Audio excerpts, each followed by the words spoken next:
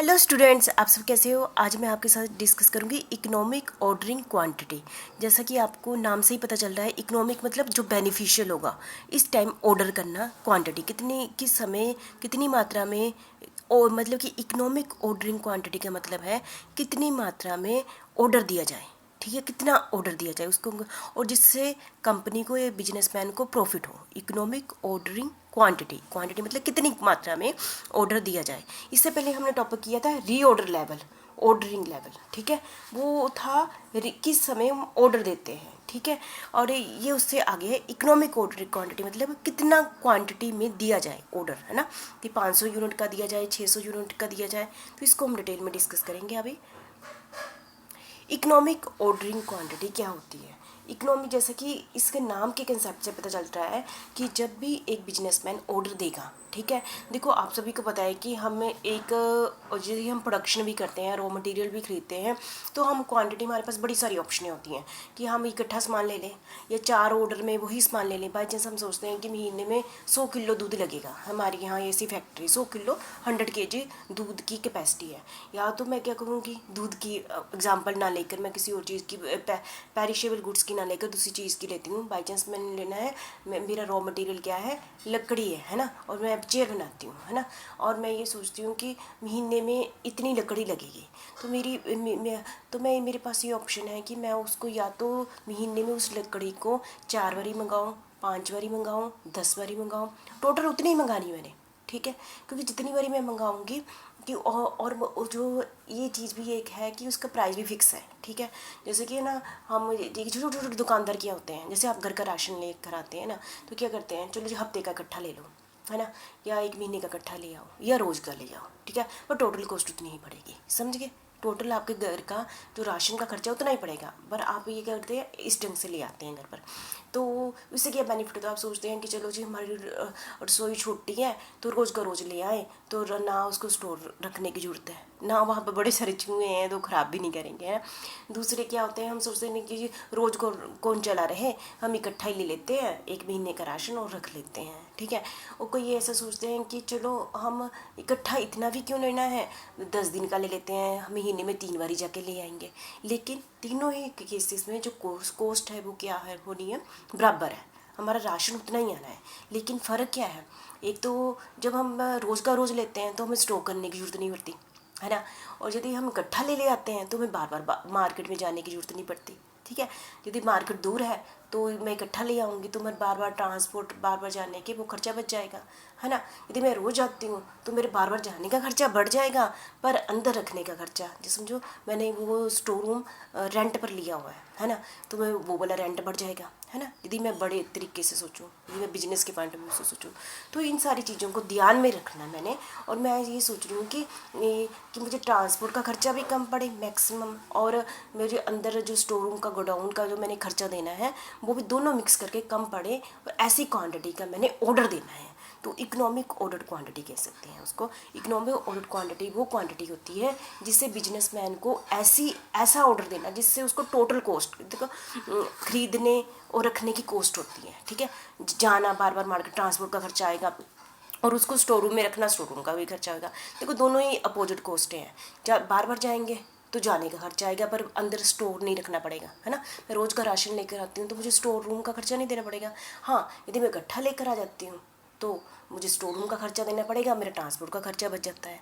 ठीक है, तो इस टाइप के दोनों का ऐसे मिक्सिंग करनी है कि ताकि मुझे टोटल इकोनॉमिक ऑर्डर क्वांटिटी, मतलब कि कम खर्चा पड़े। क्योंकि सामान इकट्ठा लेकर आए या पार्ट्स में लेकर आए, सामान का खर्चा तो उतना ही पड़ेगा, लेकिन जो ओपरे खर्चे, ट्रांसपोर्ट का खर्चा या रखने का खर्चा, वो उनका मिक्सचर ऐसे बनाना कि जिस पर मुझे ये दोनों टोटल कॉस्ट क्या पड़े, कम पड़े। ठीक है, तो उस लेवल पर हम कितना ऑर्डर दें कि जिसके कारण हमारा ट्रांसपोर्ट का खर्चा और गोडाउन का खर्चा दोनों को मिक्स करके कम पड़े, उस लेवल पर कौन सी क्वांटिटी का ऑर्डर दिया जाए, तो उसको हम क्या कहते हैं, इकोनॉमिक ऑर्डर क्वांटिटी कहते हैं। तो मुझे लगता है थोड़ा सा समझ गए होंगे, फिर भी हम एक बार देख लेते हैं। The quantity of the material to be order, कितनी क्वांटिटी का ऑर्डर दिया जाए at one time is known as economic order quantity.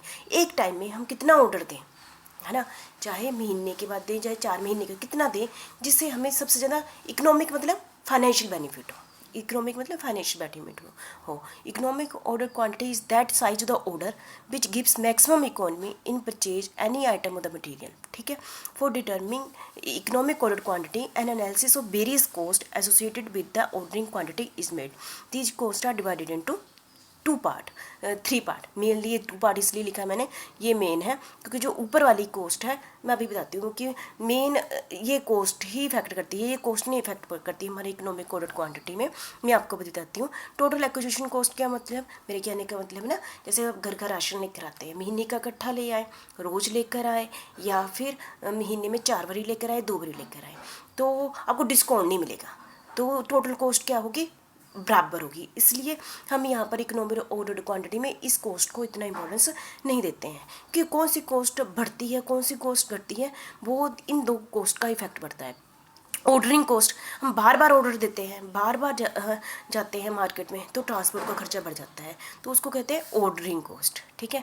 और कैरिंग कॉस्ट मतलब स्टोर रूम का खर्चा, हम यदि ज़्यादा सामान रख लेते हैं, स्टोर रूम है ही नहीं, फिर कैरिंग कॉस्ट नहीं होगी, मतलब कि मैं बड़े छोटे तरीके से बोल रही हूँ, ठीक है, अंदर रखने का खर्चा भी होगा, तो उसको हम क्या कहते हैं, कैरिंग कॉस्ट। यदि हम ऑर्डर एक बार देते हैं तो ऑर्डरिंग कॉस्ट, यदि हम ऑर्डर कम देते हैं तो ऑर्डरिंग कॉस्ट क्या हो जाती है, कम हो जाती है, पर कैरिंग कॉस्ट बढ़ जाती है। इन दोनों के बीच में जो रिलेशन है ना, ordering cost and carrying cost का अपोजिट रिलेशन है। यदि हम एक कॉस्ट को कम करते हैं तो दूसरी कॉस्ट बढ़ जाती है, इस कॉस्ट को बढ़ा देते हैं तो ये कम हो जाती है, समझ गए। यदि ऑर्डर कम करते हैं, ऑर्डर कम करेंगे तो मतलब कि फिर सामान ज़्यादा खरीदेंगे। ऑर्डर कम करने का मतलब क्या हुआ, हम इकट्ठा सामान इकट्ठा ले आए तो कैरिंग कॉस्ट बढ़ जाएगी, उसको रखने का खर्चा बढ़ जाएगा। यदि हम कैरिंग कॉस्ट को कम करें, रखने का खर्चा कम करते हैं, रोज़ का रोज़ ऑर्डर देते हैं, तो ऑर्डरिंग कॉस्ट बढ़ जाती है। दोनों के बीच में अपोजिट रिलेशनशिप है। हम दोनों का कम्बिनेशन बना के ऐसी कॉस्ट निकालनी जिस पर, ऐसी कॉस्ट हो जहाँ पर वो कॉस्ट निकालनी जिस पर फिर हम देखना है कि उस समय इकोनॉमिक कितनी क्वांटिटी है, उस वो वाली क्वांटिटी को हम कहेंगे इकोनॉमिक ऑर्डर क्वांटिटी। जिस टाइम इन दोनों की कॉस्ट मिला के कम होगी, जब कॉस्ट कम होगी तब हम कहेंगे कि इस कॉस्ट पर आप, जब इस कम्बिनेशन पर आप इतनी क्वांटिटी का ऑर्डर दें, ठीक है। बाकी मैं आपको डायग्राम से भी समझाऊंगी, तो आप, मुझे लगता है थोड़ा सा आइडिया आपको लग गया होगा, ठीक है। अब हम तीनों को थोड़ा सा डिटेल में कर लेते हैं। टोटल एक्विजिशन कॉस्ट क्या होती है, तो बाइंग इज़ यूजली अनअफेक्टेड। जैसे मैंने आपको बोला कि साल में मैं, जैसे मैंने यहाँ पर एग्जांपल से समझाती हूँ अगली लाइन, जैसे कि हमारी साल की रिक्वायरमेंट 10,000 यूनिट की है, साल में एक बिजनेसमैन को 10,000 यूनिट चाहिए और एक यूनिट की कीमत 10 रुपये पर यूनिट है। यहाँ पर हम ये एजम्पशन लेकर चले हैं कि हम चाहे 10,000 यूनिट लें, चाहे 1,000 यूनिट लें, रोज़ का एक यूनिट लें, जितना मर्जी लें, पर हमें डिस्काउंट नहीं मिलेगा। यदि डिस्काउंट मिलेगा तो उसका इफेक्ट पड़ना था ना, वो अलग कंसेप्ट है। यहाँ पर हम इस एजम्पशन में चले हुए हैं, अभी डिस्काउंट नहीं मिलेगा, ठीक है। तो साल की उसको ये मिलेगा, साल में वो एक ऑर्डर दे तो 10,000 यूनिट इकट्ठा करके रख ले, ठीक है। स्टोर रूम का खर्चा बढ़ जाएगा लेकिन ऑर्डर का खर्चा कम हो जाएगा। ऐसे ही इसके पास दो ऑप्शन है, 50 ऑर्डर दे और हर एक ऑर्डर का कितना मिलेगा, टोटल यूनिट तो उसको 10,000 चाहिए ना, तो मतलब कि 50 बारी जाए, 50 ऑर्डर दें, एक ऑर्डर पर कितना मंगवाए, 200 यूनिट मंगाए, तो उसको कितनी बारी ऑर्डर देना है, 50 बारी। 50 बारी ऑर्डरिंग कॉस्ट उसको खर्च करनी पड़ेगी, और अंदर यूनिट कितने आ जाएंगे, 10,000 ही चाहिए टोटल, हम साल के 10,000 चाहिए, लेकिन एक बारी हम कितना ऑर्डर देंगे, मतलब ordering cost, order economic order quantity हमने निकालनी है, मतलब ये निकालना है हमें, और एक बारी कितनी क्वांटिटी का ऑर्डर दे रहे हैं हम, 200 यूनिट का दे रहे हैं। यदि हम कहते हैं हमने तो साल में सिर्फ 10 बारी ऑर्डर देने हैं, ठीक है, तो यदि 10 बारी ऑर्डर देने तो आपको एक बारी कितनी क्वान्टिटी का ऑर्डर देना पड़ेगा, 1,000 का देना पड़ेगा, क्योंकि एंड में तो आपको पूरे साल में 10,000 यूनिट चाहिए, 10,000 यूनिट चाहिए, है ना। ये यहाँ भी एक बारी देते हैं ऑर्डर तो 10,000 यूनिट चाहिए, टोटल यूनिट तो सेम ही चाहिए। ये और एक बारी में कितना यूनिट दें ये डिपेंड करता है कि नंबर ऑफ ऑर्डर, जैसे जैसे नंबर ऑफ ऑर्डर बढ़ेंगे, है ना, ऑर्डर बढ़ेंगे, जैसे ऑर्डर बढ़ रहे हैं तो यूनिट क्या हो जाएंगे, कम हो जाएंगे, नंबर ऑफ ऑर्डर कम होंगे। जैसे यहाँ पर एक ही ऑर्डर दिया तो 10,000 यूनिट हो गए, तो ऑर्डर जब बड़ा आएगा, है ना। तो आप सारे समझ के इतना बस में, उसको कहते हैं टोटल, हम कहते हैं दोनों ही केसेस, तीनों ही केसेस में टोटल कॉस्ट क्या होगी, बराबर होगी।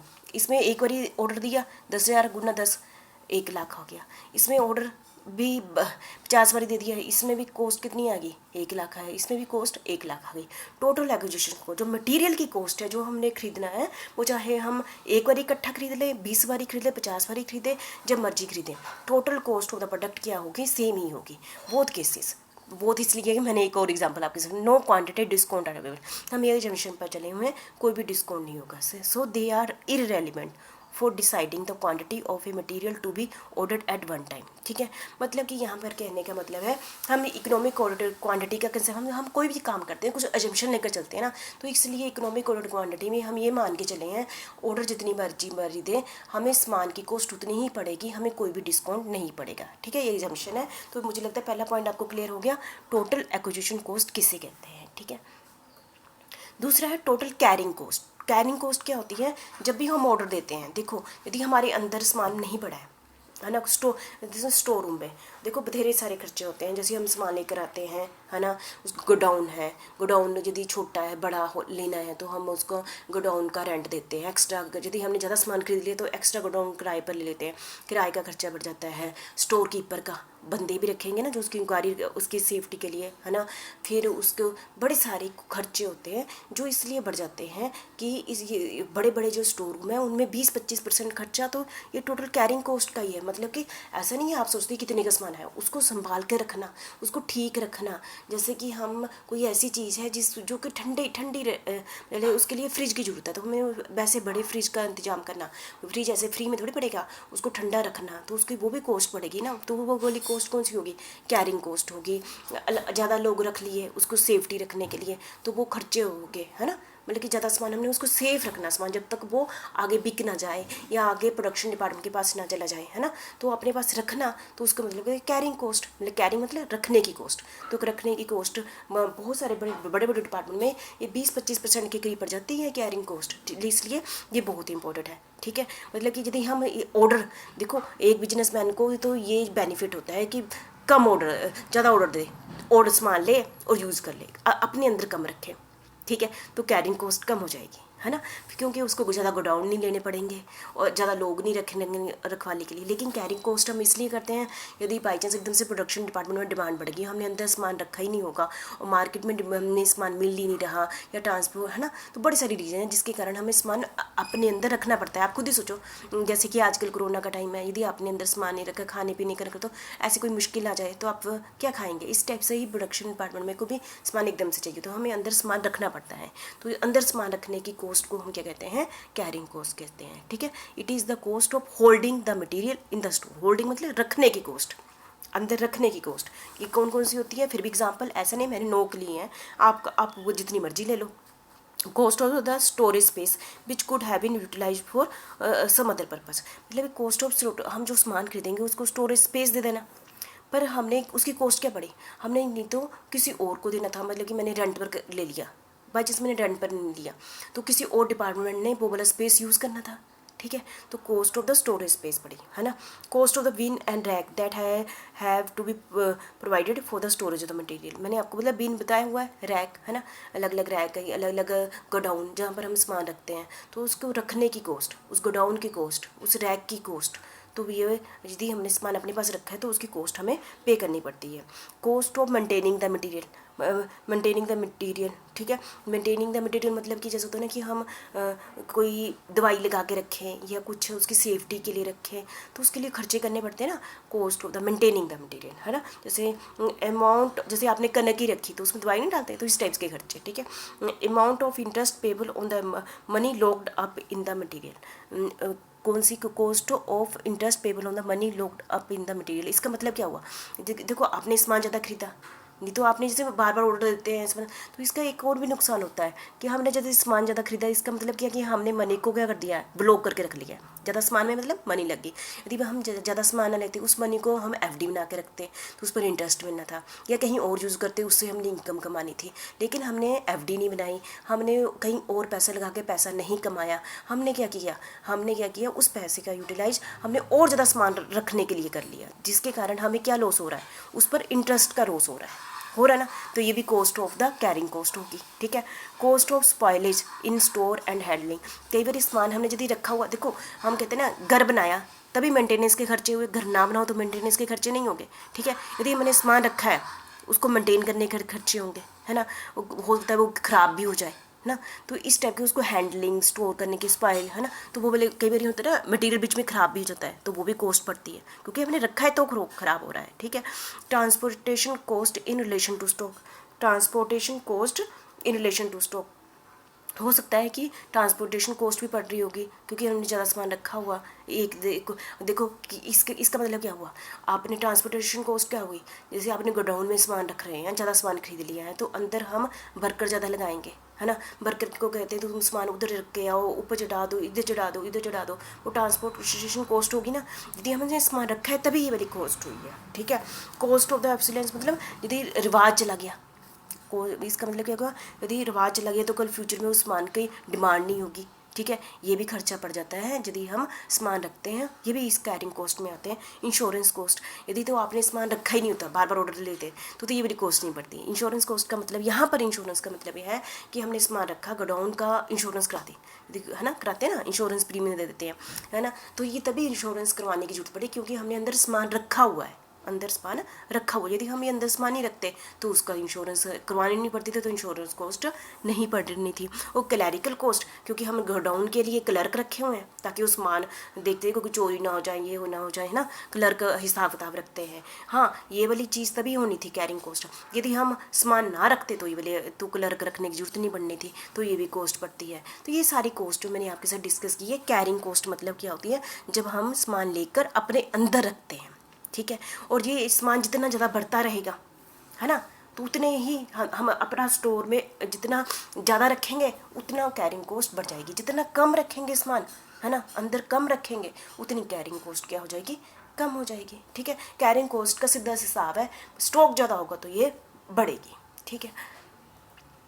हम तीसरी कॉस्ट हमारी क्या है, ऑर्डरिंग कॉस्ट। ऑर्डरिंग कॉस्ट वो कॉस्ट होती है जितनी बारी ऑर्डर देंगे। जैसे कि हम गए, जैसे मैं मुझे ट्रक चाहिए, है ना, तो मैं सामान लेना है, यदि मैं एक ट्रक में एक बारी जाके सारा सामान ले आऊँ, है ना, मैं दूसरी बारी कहती हूँ 4 बारी ट्रक चलेगा, तो 4 बारी ट्रक की कॉस्ट पड़ेगी ना, और 4 बारी मेरे एम्प्लॉई उसमें इन्वॉल्व होंगे, 4 बारी एम्प्लॉई को सैलरी देनी पड़ेगी, कहाँ एक बारी देनी पड़ी थी। मतलब ऑर्डर मतलब ऑर्डरिंग कॉस्ट मतलब जितनी ज़्यादा ऑर्डर देंगे तो ज़्यादा होगी, कम ऑर्डर देंगे तो कम होगी, है ना। एक ऑर्डर देंगे तो एक बारी कॉस्ट होगी, 5 बारी देंगे तो मतलब कि नंबर ऑफ द ऑर्डर बढ़ने पर ये कॉस्ट बढ़ जाती है, ठीक है। ऑर्डरिंग कॉस्ट, स्टाफ, मैंने बोला cost of the staff posted in purchasing department. Purchase department में हम स्टाफ कहेंगे, बार बार जाके परचेज करेंगे, इंस्पेक्शन करेंगे, एंड पेमेंट डिपार्टमेंट, है ना, उसकी पेमेंट की जाएगी। यदि एक बार इकट्ठा कर दिया तो 2 दिन का काम हुआ ना, कहाँ बार बार करेंगे तो बार बार ज़्यादा बार सामान लेने जाएंगे, जैसे ना अब करियाना बार बार हम मार्केट में जाएंगे, टाइम भी बार बार निकालोगे, और बार बार स्कूटर भी निकालोगे, जाने का भी खर्चा होगा, तो बार बार ऑर्डर देने का खर्चा, ठीक है। कॉस्ट ऑफ स्टेशनरी, बार बार बिल बनाओगे, पोस्टेज एंड टेलीफोन चार्जेस, बार बार उसको हम सप्लायर को फ़ोन करेंगे, हमें सामान दे दो जी, यदि एक बार ही करना तो एक बार ही फ़ोन करना था, 10 बार ही सामान मंगाना तो 10 बार ही करना पड़ेगा, ठीक है। तो ऑर्डरिंग कॉस्ट कैसे बढ़ती है, नंबर ऑफ ऑर्डर पर डिपेंड करती है। तो ऑर्डर कम हो गए तो ये कॉस्ट क्या होगी, कम होगी, नंबर ऑफ ऑर्डर बढ़ जाएंगे तो ये कॉस्ट क्या हो जाएगी, बढ़ जाएगी। Thus this type the cost include cost of the floating tenders, है ना, बार बार टेंडर बनेंगे तो ये ऑर्डर भी बार बार होंगे ना। Cost of comparative evaluation of quotation, है ना, कोटेशन बार बार इवैल्यूएट कराएंगे, हम बंदे भी लगाएंगे वहाँ पर। कॉस्ट ऑफ पेपर वर्क बढ़ जाएगा, postage involve in placing the order, cost of inspection, बार बार इंस्पेक्शन कराएंगे, cost of accounting and making payment, ठीक है। तो ऑर्डरिंग कॉस्ट क्या होगी, जैसे ऑर्डर बढ़ने, जैसे कम ऑर्डर होंगे तो ऑर्डरिंग कॉस्ट कम होगी, ऑर्डर ज़्यादा होंगे तो क्या होंगे, ज़्यादा ऑर्डर का बेनिफिट क्या होता है, ऑर्डरिंग कॉस्ट तो बढ़ जाती है, लेकिन हम ऑर्डर बार बार देंगे तो हमें ज़्यादा स्टॉक रखने की जरूरत नहीं होती है, ठीक है। तभी तो मैं कह रही हूँ कैरिंग कॉस्ट और ऑर्डरिंग कॉस्ट का आपस में क्या सा रिलेशनशिप है, नेगेटिव रिलेशनशिप है, ठीक है। क्योंकि ऑर्डर